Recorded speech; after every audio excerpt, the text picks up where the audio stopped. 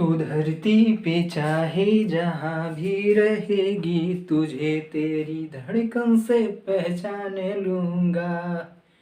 अगर बंदे हो जाएंगी मेरी आँखें, अगर बंदे हो जाएंगी मेरी आँखें, तुझे तेरी धड़कन से पहचान लूँगा। मुझे तुमसे प्यार हुआ है। Hello friends, welcome to exam T. दोस्तों, इस वीडियो में जाना जाएगा कि ग्रुप डी का एग्जाम कब से हो सकता है, इसका ऑफिशियल नोटिस क्या आया है, इन सभी चीज़ों के बारे में डिस्कस किया जाएगा। और जाना जाएगा दोस्तों कौन सा ऐसा जोन है जो सबसे ज़्यादा जहाँ पे फॉर्म फिलअप हुआ है, और कौन से ऐसे जोन है जहाँ पे कम फॉर्म फिलअप हुए हैं, जहाँ पे कम कंपटीशन देखने को मिल सकता है। दोस्तों, इस वीडियो में एकदम ऑफिशियल तरीके से जाना जाएगा। और दोस्तों, क्या आरबी की तरफ से नोटिस निकल के सामने आई थी कि कब तक जो है एनटीपीसी का एग्जाम समाप्त होगा, कब तक ग्रुप डी का एग्जाम शुरू होगा, क्या दोस्तों लेवल रहने वाला है ग्रुप डी का, इन सभी चीज़ों के बारे में विस्तार से चर्चा किया जाएगा। तो बने रहिएगा हमारे साथ अंत तक। यदि आप नए हो हमारे यूट्यूब चैनल पर, तो तुरंत हमारे यूट्यूब चैनल को सब्सक्राइब कर दीजिए। मात्र 1 सेकंड का समय लगेगा दोस्तों सब्सक्राइब करने में। उसके बाद आप हमसे जुड़ जाएंगे, फिर कोई भी वीडियो मैं अपलोड करूंगा तो उसका नोटिफिकेशन आपको सबसे पहले मिल जाएगा। चलिए दोस्तों, शुरू करते हैं और जानते हैं क्या चीज़ें हैं। और दोस्तों, कब तक आपका एग्जाम आरआरबी ग्रुप डी का होगा, क्या ऑफिशियल नोटिस निकल के सामने आई है, इन सभी चीज़ों के बारे में डिस्कस करते हैं। दोस्तों, जैसे कि आप लोगों को पता है कि मिनिस्ट्रियल एंड आइसोलेटेड कैटेगरी का जो एग्जाम हुआ था वह 15 से लेके 18 दिसंबर तक चला था। ठीक है दोस्तों, 15 से लेके 18 दिसंबर तक मिनिस्ट्रियल एंड आइसोलेटेड कैटेगरी का एग्जाम चला था। और दोस्तों, इसमें लगभग 1.03 लाख कैंडिडेट जो है भाग लिए थे।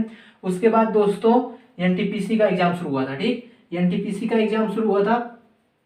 और एनटीपीसी का एग्जाम जो शुरू हुआ था दोस्तों, वह एग्जाम जो है 28 तारीख से शुरू हुआ था और यह मार्च के एंड में जाके समाप्त होगा। मार्च के एंड में जाके समाप्त होगा। ठीक है दोस्तों, अब बात यह आती है कि आखिर ग्रुप डी का एग्जाम कब शुरू हो सकता है। तो दोस्तों, जब आरआरबी एनटीपीसी का एग्जाम डिक्लेयर हुआ था, और दोस्तों आरआरबी एनटीपीसी और मिनिस्ट्रियल एंड आइसोलेटेड कैटेगरी का जब नोटिस निकला था, साथ साथ में एक और नोटिस निकल के सामने आया था दोस्तों कि जो आरआरबी ग्रुप डी का एग्जाम होगा, आरआरसी ग्रुप डी का दोस्तों, वह एग्जाम जो है अप्रैल से लेके जो है जून तक चलेगा। ठीक है दोस्तों, जून तक, अप्रैल से लेके जून तक चलेगा। आपकी स्क्रीन पे नोटिस हो रहा होगा, यह नोटिस सामने निकल के आया था। तो दोस्तों, अब यह बात करते हैं कि चूंकि आप जानते हैं कि एनटीपीसी का एग्जाम अभी चल रहा है, अभी लगभग 42 लाख से ऊपर कैंडिडेट ऐसे हैं, 42-43 लाख लगभग कैंडिडेट ऐसे हैं जिनका आरआरबी एनटीपीसी का एग्जाम नहीं हुआ है। दोस्तों, कई फेज में एग्जाम चल रहा है, आपको पता है। फर्स्ट फेज में 23 लाख स्टूडेंट्स को बुलाया गया था, सेकंड फेज में 27 लाख स्टूडेंट्स आए थे, और थर्ड फेज में 28 लाख स्टूडेंट को बुलाया गया था। लेकिन फोर्थ फेज में ऐसा हुआ कि केवल जो है 15 लाख स्टूडेंट्स को बुलाया गया। इसका कारण यह है दोस्तों, क्योंकि इसी बीच आईबी का एग्जाम भी शुरू होने वाला है, कई सेंटर उसमें भी बुक हो जाएंगे। आईबी में, इंटेलिजेंस ब्यूरो में भी आप जानते हैं कि लगभग 17-18 लाख फॉर्म फिलअप हुए हैं। तो इसमें इस कारण से जो है, और दोस्तों बैंक का एग्जाम भी इसी बीच चल रहा है, कुछ बैंक के एग्जाम भी इसी बीच चल रहा है। तो दोस्तों, इन सभी को देखते हुए आरआरबी एनटीपीसी में कम स्टूडेंट्स को बुलाया गया, ताकि आरआरबी एनटीपीसी का एग्जाम भी लगातार चलता रहे और इसी बीच अन्य एग्जाम भी हो सके, ताकि सेंटर उनको मिल सके। ठीक है दोस्तों, इसीलिए कम स्टूडेंट्स को बुलाया गया। अब यह बात करते हैं कि ग्रुप डी का एग्जाम कब शुरू होगा और आरआरबी एनटीपीसी का एग्जाम कब समाप्त होगा। क्योंकि दोस्तों, जब समाप्त होगा तभी शुरू होगा वो, क्योंकि आप जानते हैं कि जो आरआरसी ग्रुप डी का एग्जाम होगा वह भी टीसीएस कंपनी ही कराने वाली है। ठीक है दोस्तों, टीसीएस कंपनी ही कराने वाली है, क्योंकि इतने भी बड़े लेवल के एग्जाम को केवल टीसीएस ही करा सकती है।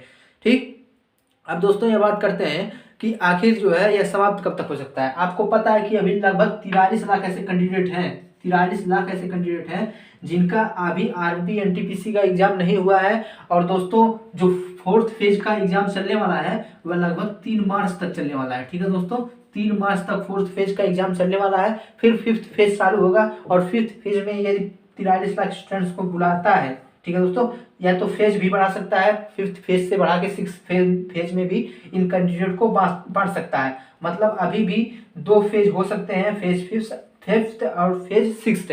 तो दोस्तों, 2 फेज अभी भी हो सकते हैं इन 43 लाख स्टूडेंट्स पे। अब दोस्तों बात करते हैं, आपका यदि मार्च एंड तक जाता है यह एग्जाम आरआरबी एनटीपीसी का, तो 3 मार्च तक तो आपका चलेगा फेज 4। उसके बाद आपका चालू होगा फेज 5। आपको पता है कि इस बार जो है हो सकता है कि फेज 4 और फेज 5 के बीच में कोई भी अंतर न देखने को मिले। हम मान के चलते हैं, तो दोस्तों आपके पास लगभग 23 दिन ऐसा बचेगा, 23 से 24 दिन, जिसमें जो है आरआरबी एनटीपीसी पूरे स्टूडेंट्स के एग्ज़ाम कराने के लिए कोशिश में रहेगी।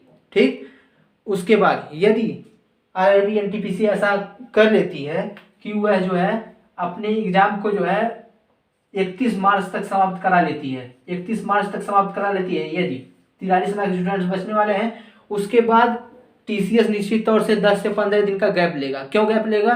क्योंकि प्रीवियस ईयर में भी देखा गया है, प्रीवियस ईयर 2018 में जब एएलपी और टेक्नीशियन के फर्स्ट टीयर 1 का पेपर था, उसके बीच में जो है ग्रुप डी का पेपर भी बाद में चालू हुआ था, तो इन दोनों के बीच में लगभग 17 दिनों का गैप देखने को मिला था, क्योंकि जो पेपर हुआ था टेक्नीशियन और एएलपी का प्री वाला, वह 31 अगस्त तक चला था और 17 सितंबर से ग्रुप डी का पेपर चालू हुआ था। तो लगभग 16 से 17 दिन लगा था प्रिपेयर होने में टीसीएस को, फिर अदर एग्जाम कराने के लिए। ठीक है दोस्तों, तो यहाँ भी उतने ही समय लगने वाला है। यदि मार्च में एग्जाम खत्म हो जाता है आरआरबी एनटीपीसी का एग्जाम यदि मार्च में खत्म हो जाता है, मार्च में यदि खत्म हो जाता है, जैसा कि इन्होंने नोटिस में मेंशन किया है कि जो है एंड ऑफ मार्च के अंत तक, तो मार्च के अंत तक यदि अपना कारनामा कर लेते हैं, यदि एग्जाम को खत्म करा लेते हैं, तो दोस्तों निश्चित तौर से आपका जो एग्जाम आरआरबी ग्रुप डी का होगा वह निश्चित तौर से 15 अप्रैल के बाद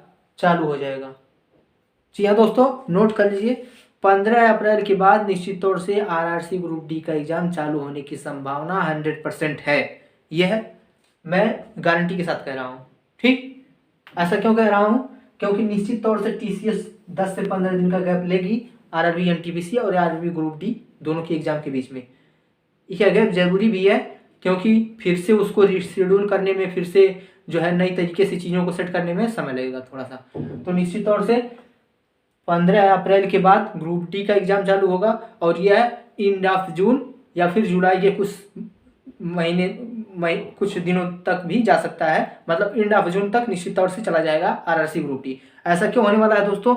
ऐसा इसलिए होने वाला है क्योंकि आपको पता है कि आरआरबी जो एनटीपीसी है, इसमें जो टोटल कैंडिडेट बुलाए गए थे वह 1.26 करोड़ स्टूडेंट्स बुलाए गए थे आरआरबी एनटीपीसी में, और जो आरआरबी ग्रुप डी है, आरआरसी ग्रुप डी, इसमें जो कैंडिडेट बुलाए जाएंगे 1.15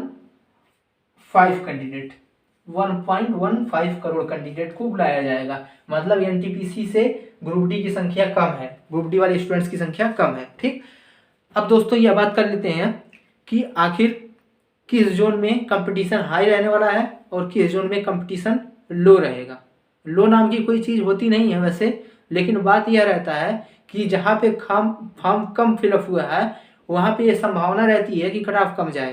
ठीक, ये संभावना रहती है क्योंकि वहाँ पे जो है उतने ही कैंडिडेट, क्योंकि वहाँ पे ऐसा होता है कि जैसे कि कैंडिडेट तो उनको जो है कैंडिडेट की संख्या एक सीट पे जो है कम हो जाती है। मतलब यह है दोस्तों, यदि किसी जगह एक सीट पे 100 कैंडिडेट आ रहा है तो किसी जगह से एक सीट पे 85 कैंडिडेट को बीट करना रहता है, तो वहाँ पे थोड़ा सा कंपटीशन लो देखने को मिल जाता है। ठीक, अब बात यह करते हैं कि आखिर किस जोन में कितने फॉर्म फिलअप हुए हैं। तो दोस्तों जो सबसे ईजी जोन है, जहाँ पे निश्चित तौर से यदि कोई स्टूडेंट्स फॉर्म फिलअप किया होगा और मन लगा के पढ़ेगा तो वहाँ का एग्जाम उसे वह निकाल ले जाएगा। ऐसा कौन से जोन है? आपकी स्क्रीन पे शो हो रहा होगा, मैं बता रहा हूँ।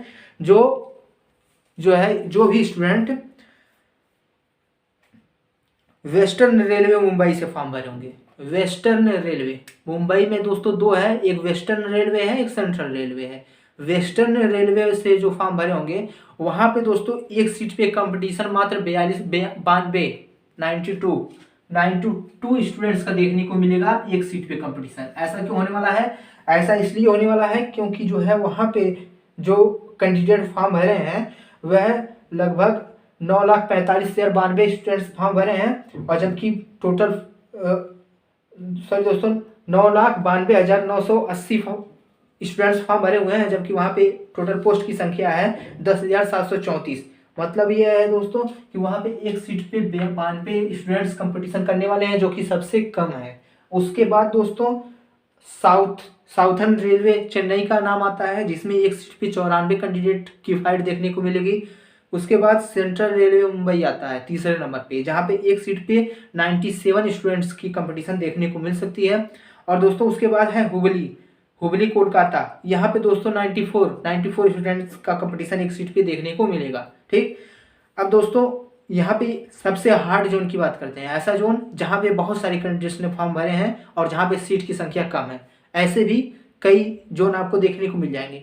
आपको वैसे ही पता होगा जो आरआरबी इलाहाबाद है, जो इलाहाबाद जोन है, वहाँ पे दोस्तों एक सीट पे 194 स्टूडेंट्स का कंपटीशन देखने को मिलेगा।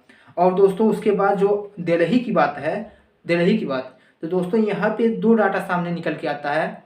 तो दोस्तों एक डाटा तो है 198 का, मतलब 198 का, और एक डाटा के हिसाब से 144 है। तो दोस्तों थोड़ा सा उसमें एक दिन का अंतर हो गया है डाटा लेने में। तो दोस्तों यहाँ पे जो कंपटीशन देखने को मिलता है वह इलाहाबाद जैसा ही लगभग देखने को मिलेगा दिल्ली में भी कंपटीशन, क्योंकि यहाँ पे भी बहुत सारे स्टूडेंट्स ने फॉर्म भरे हैं। जयपुर में दोस्तों एक सीट पे 181 स्टूडेंट्स का फाइट देखने को मिलेगा। और उसके बाद गोरखपुर जोन में एक सीट पे 156 156 स्टूडेंट्स का कंपटीशन देखने को मिलेगा। हाजीपुर जोन में दोस्तों एक सीट पर 161 स्टूडेंट्स का कंपटीशन देखने को मिलेगा। तो दोस्तों ये थे टॉप 5 इजी जोन और टॉप 5 कठिन जोन। ठीक है दोस्तों, निश्चित तौर से ये वीडियो आपको पसंद आया होगा। यदि वीडियो पसंद आया है चैनल को सब्सक्राइब करिए, वीडियो को लाइक कमेंट शेयर जरूर करिएगा ताकि अधिक से अधिक लोगों के पास यह वीडियो पहुंच सके। फिर मिलेंगे अगली वीडियो में नई जानकारी के साथ, नई अपडेट के साथ। और दोस्तों यदि आप सभी जोन के देखना चाहते हैं कि सभी जोन में कितने कितने फॉर्म फिलअप हुए हैं तो कमेंट करिएगा, निश्चित तौर से अगला वीडियो उसी पे होगा। फिर मिलेंगे अगली वीडियो में, धन्यवाद।